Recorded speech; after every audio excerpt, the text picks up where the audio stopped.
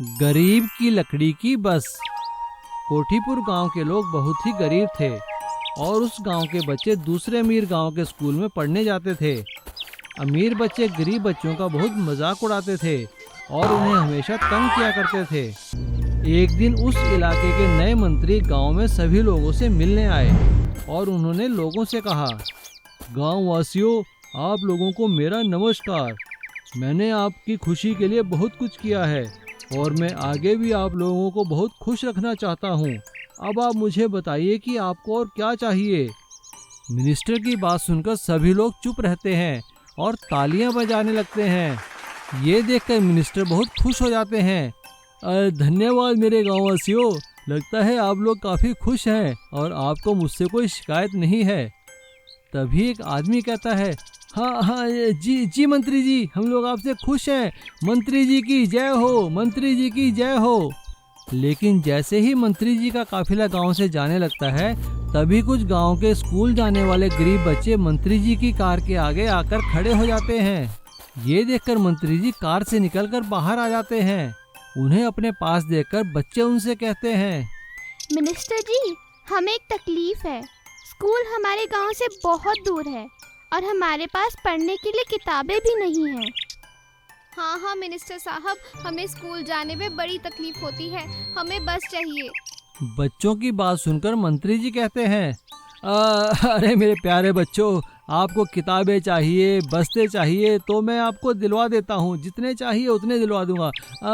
लेकिन बेटा, school van में तो समय लगेगा और अगर ज़्यादा जल्दी है तो मैं तुम लोगों को खिलौना बस दिलवा देता हूँ। अरे सेक्रेटरी, बच्चों को खिलौना बस दिलवा देना। ऐसा कहकर मंत्री वहाँ से चला जाता है और अगले दिन मंत्री जी का सेक्रेटरी गांव के सभी बच्चों को लकड़ी की खिलौना बस पकड़ा देते हैं। बच्चे देखकर बहुत दुखी होते हैं। अगले दिन गांव में एक जादूगर आता है और बच्चों को मायूस देखकर उनके पास जाकर कहता है, अरे मेरे प्यारे बच्चों, मेरे अच्छे बच्चों, आ जाओ, क्यों उदास बैठे हो, मेरे पास आओ, मैं तुम्हें खेल दिखाता हूँ, जादू दिखाता हूँ। गांव के बच्चे जादूगर को सारी बात बताते हैं। तभी जादूगर अपनी छड़ी घुमाता है और जितनी भी खिलौना बसें थी वो सारी नई स्कूल बसों में बदल जाती है। ये देखकर बच्चे बहुत खुश होते हैं और उन बसों में बैठकर अपने स्कूल जाने लगते हैं।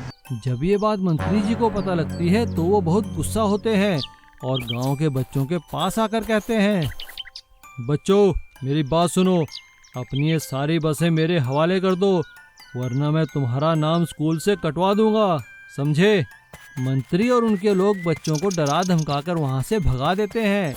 लेकिन वो जैसे ही बस में चढ़ने लगते हैं, उन्हें जोर का करंट लगता है और सभी लोग एक झटके से बाहर निकलकर गिर जाते हैं और करंट लगने की वजह से मंत्री और उनके सभी साथी वहां से डर के मारे भाग जाते हैं।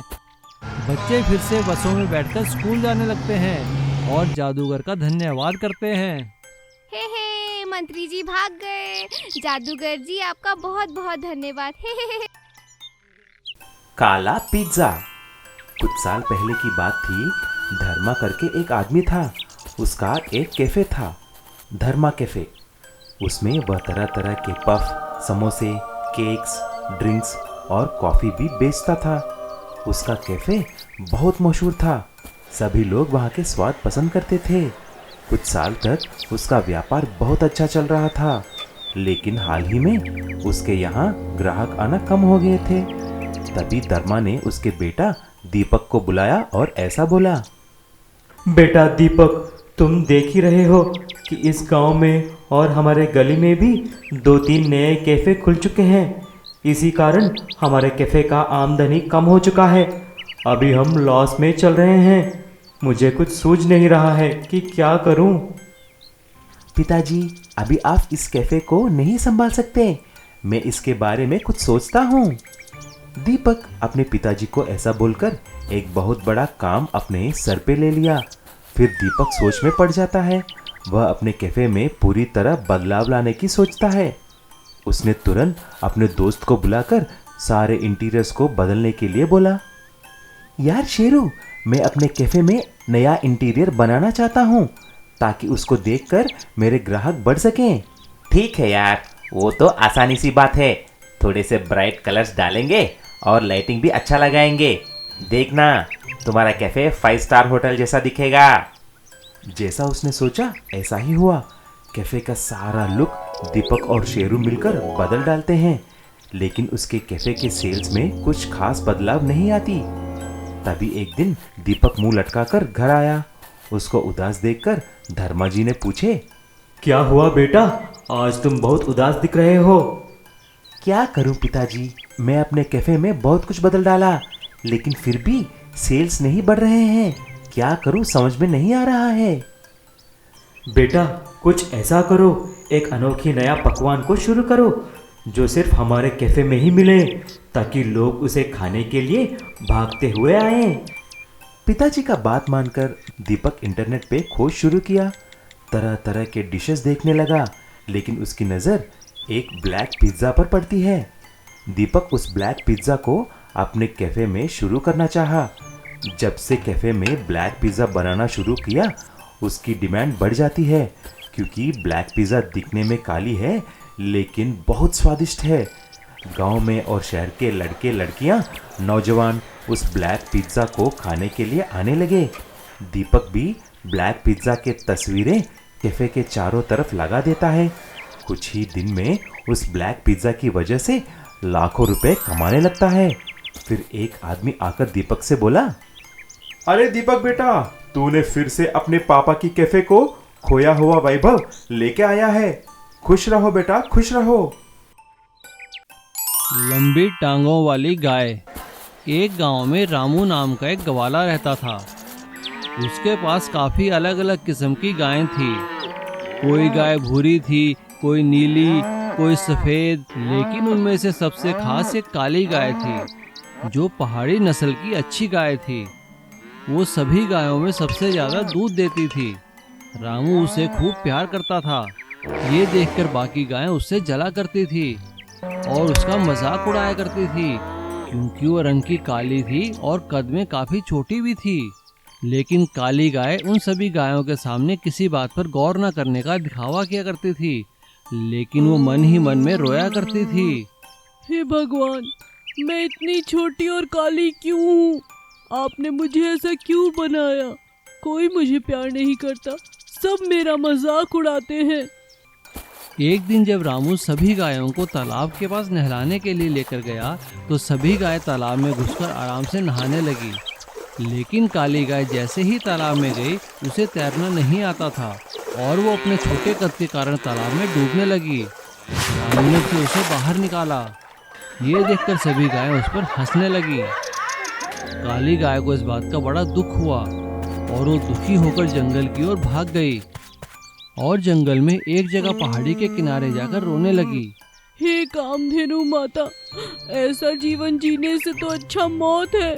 मैं आपके चरणों में आ रही हूँ।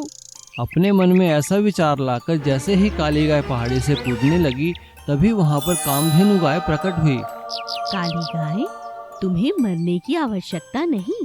पर माता, मेरा छोटा कद है, इस बात का सब मजाक उड़ाते हैं। ये टांगे किसी काम की नहीं, ये शरीर किसी काम का नहीं है माता। हर किसी को सोच समझ कर धरती पर भेजा गया है। तुम्हारा दूध इतना स्वादिष्ट है कि रोगों का निवारण हो जाता है और कई लोग उससे जीवित रहते हैं। तुम्हें मरना नहीं चाहिए। और क्या तुम अपने मालिक को भूल गई, जो तुम्हें बहुत चाहते हैं? और रही बात तुम्हारी कद काठी की, तो लो, तुम्हें वरदान देती हूँ। जब चाहो अपना कद आकार बदल सकती हो। काली गाय को वरदान देकर कामधेनु गाय वहाँ से चली जाती है और काली गाय वापस आ जाती है। एक दिन अचानक काफ़ी तेज बारिश होती है और बारिश का पानी रामू की गौशाला में घुस आता है। सभी गाय वहाँ से भागने लगती हैं, लेकिन तभी काली गाय को कामधेनु माता का वरदान याद आता है और वो आंखें बंद कर वरदान मांगती है। काली गाय की टांगें लंबी हो जाती हैं। ये देखकर सभी गाय हैरान हो जाती हैं। सभी गाय जैसे ही भागने लगती हैं, पानी इतना तेज हो जाता है कि सभी गायें भी डूबने लगती हैं। लेकिन काली गाय अपनी टांगों को जितना चाहे मर्जी लंबा कर सकती थी और सभी गायों को डूबता देखकर वो सभी गायों को अपनी पीठ पर बिठा लेती है और सभी को लेकर बाहर सुरक्षित स्थान पर आ जाती है। अब सभी गायों को अपने किए का पछतावा होता है और वो काली गाय से माफी मांगती हैं। काली गाय, हमें माफ कर दो। हमने हमेशा तुम्हारे रंग रूप का और कद काठी का मजाक उड़ाया है, मगर आज तुमने हम सबकी जान बचा ली। हमें अपनी गलती का बहुत पछतावा है। हमें कभी रंग भेद नहीं करना चाहिए। काली गाय हंसते हुए गर्दन हिलाकर उन्हें माफ कर देती है। इसीलिए कहते हैं ना कि हमें किसी के रंग रूप का मजाक नहीं उड़ाना चाहिए।